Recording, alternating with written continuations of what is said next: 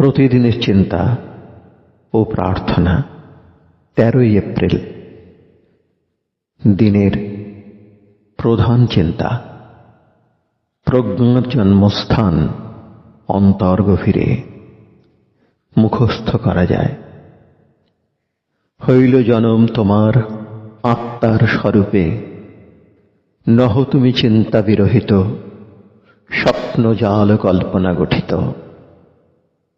ভগবত অগ্নিস্ফুলিঙ্গ তুমি, জনম রহস্য তোমার অটল গভীর।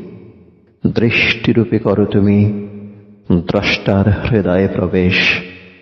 কবির অন্তরে তুমি প্রেরণার সুধারস সম।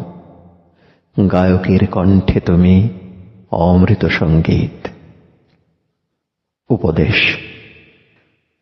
প্রজ্ঞার পূর্ণ ধারায় আমাদের সমগ্র স্বভাব ধৌত বিধৌত হইবে, কিন্তু সেই ধী শক্তি প্রকৃত সত্য হওয়া চায়।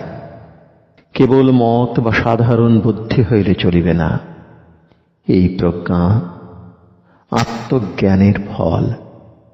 ইহা যখন জাগে, আমরা ইহা অনুভব করি, আমাদের সমস্ত জীবন ইহাতেই ভরপুর হয়। তখন আর কোনো সংশয় বা প্রশ্ন জাগে না। আমরা তখন আর ইতস্তত করি না, বা আর আমাদের হিসাব বুদ্ধিও থাকে না।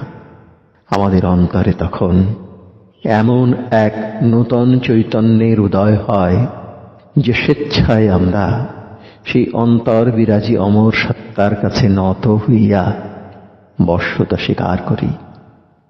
প্রার্থনা। হে পরম দেবতা, আমার চিত্তকে অসতের প্রভাব হইতে উপরে তুলিয়া ধরো, আর আমার মনে যথার্থ শান্ত ভাব আনিয়া দাও। তুমি আমার একমাত্র পূজ্য, তুমি আমার একমাত্র সাধনার ধন।